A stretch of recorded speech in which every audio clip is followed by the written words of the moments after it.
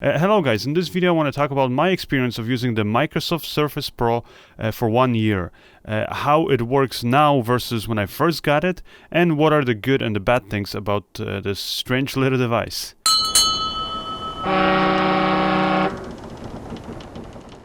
Now I call this a strange device because I myself am not sure what exactly to call it. It's not really a tablet, although you can use it like, for example, you would use an iPad.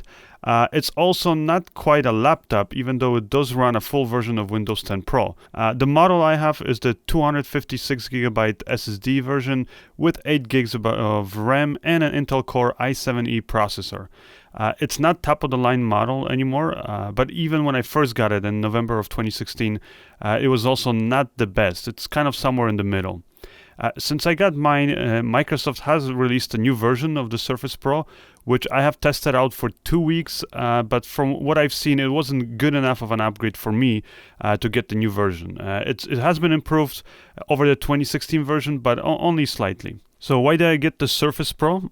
First of all, I got it because I needed something that I could use to draw artwork, do storyboards for films. I also needed something that I can use for photo retouching. Before, I used to always rely on using a Wacom tablet to draw and paint in Adobe Photoshop, but I really wanted something where I can directly draw on the surface, something that felt as real and as natural as drawing on or painting, for example, on a piece of paper. The pen that it comes with is actually really great. Feels great when you're drawing with it. It's just as sensitive to pressure as any other stylus that I've used before.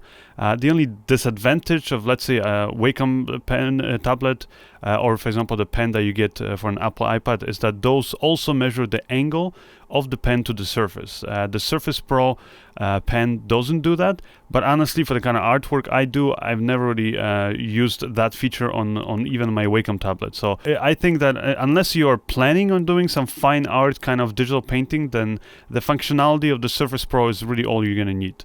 The pen magnetically attaches also to either side of the screen. Another thing I like about the Surface Pro is its size and weight. The screen is just perfect for drawing. It's about the size of a normal sheet of paper, yet it's very thin.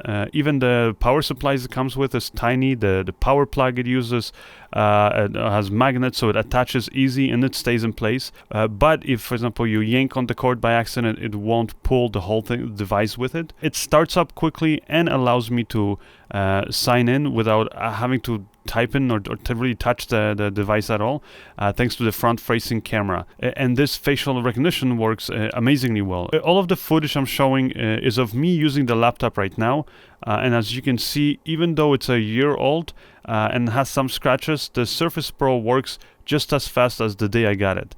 That's not something I can say about some of my laptops I've owned in the past. Like most of you know, with time, laptops and PCs tend to slow down a bit. I thought it was going to be the same case with the Surface Pro, but so far there's no problems. It's fast enough to do your everyday web browsing, watching videos, writing emails, that kind of stuff. It also works well when doing more graphic and CPU-intensive tasks, such as, for example, photo retouching. In Adobe Lightroom, for example, I like how responsive it is when adjusting the settings and when using the pen. This is even when I'm working with 40-megapixel RAW photos. You can get the Surface Pro with the keyboard, and I would recommend it, even though you can use it in tablet mode with a virtual keyboard, but the original Microsoft keyboard feels great. It's thin and works well actually as a screen protector. With the keyboard attached, I use the Surface Pro like any normal laptop. The Surface Pro also uses the latest Bluetooth, so I got this Microsoft mouse which connects directly to the device. This allows me to use this almost as my PC. In fact, I can even run Adobe Premiere on it and edit 4K footage. Now, don't expect to be able to run full resolution footage in Adobe, but at half or quarter setting, it works great. So for me, I use the Surface Pro when I'm on location filming a video and I need to make a copy of the footage I shot or edit a quick video with the shots I got to, for example, show the clients. I can even do 4K video when I'm applying some simple color grading effects like Lumetri color. And when I want to do some painting, I normally detach the keyboard and put the mouse aside so I can use it like a piece of paper or canvas. The back stand allows me to put the Surface Pro at any angle, and with Photoshop or my favorite painting app called Sketchable, I almost forget that I'm using a computer. The brushes I have at my fingertips and the different canvas texture options really makes this feel as if I was back in art class, yet with the convenience of doing everything digitally. If I make a mistake, I can undo that. If I want to do a quick outline drawing and then on top of that do a final pass, I can use the layers to separate each pass. It's just so much easier to work in a digital medium. The screen is also a touch screen, so I can use my fingers to paint or use and navigate the program. Yet the hand rejection still works amazingly well. So when I'm using the pen, but I rest my palm on the screen, the Surface Pro won't accidentally think that I want to, in fact, use touchscreen controls. I also often do photo retouching in Adobe Lightroom. Again, with the pen, it's so much easier to paint over some mistakes or adjust parts of the photo. I honestly prefer to use the Surface Pro over any of my other PCs or laptops when I'm working in Adobe Lightroom.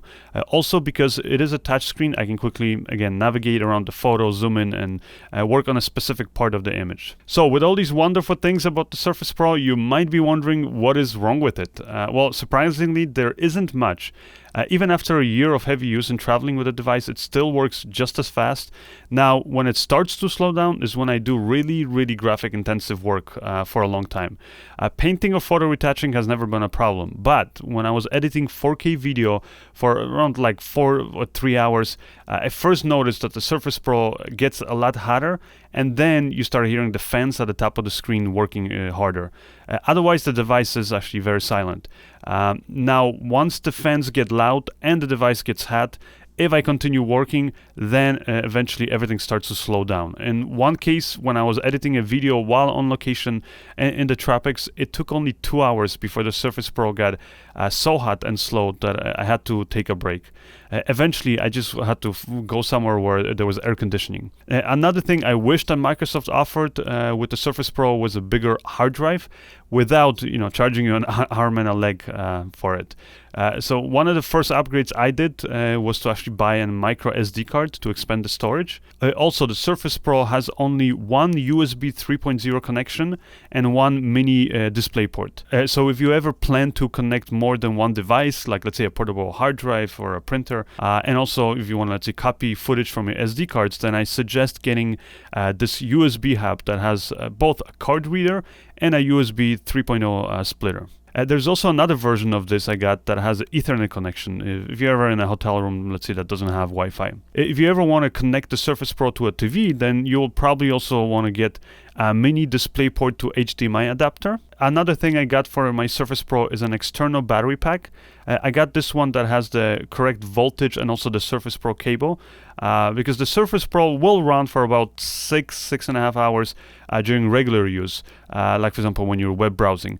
But the battery dies significantly faster once you start doing photo retouching or video editing. Now with the battery pack, I'll get about 4 extra hours. Now that's give and take depending on what you're going to be doing. So in conclusion, am I happy with my purchase of the Microsoft Surface Pro 4? Yes. Would I recommend it to other artists? Definitely. And not only that, but I think it's just a great all-around laptop for anyone who needs to do general computing, but let's say doesn't want to carry around a heavy laptop. I, for example, can fit it, my Surface Pro, along with all of the accessories I got for it, in this small bag, and in fact this is how I've been carrying my Surface Pro for about the last 8 months. So I hope you guys enjoyed this video. If you did, make sure you let us know by hitting that like button and subscribing. We're going to be uploading a lot more comprehensive reviews, comparison videos, so I hope to see you guys then. Until then, if you want info on any of the things I showed in this video, then make sure you check out the description or visit our website. Thanks!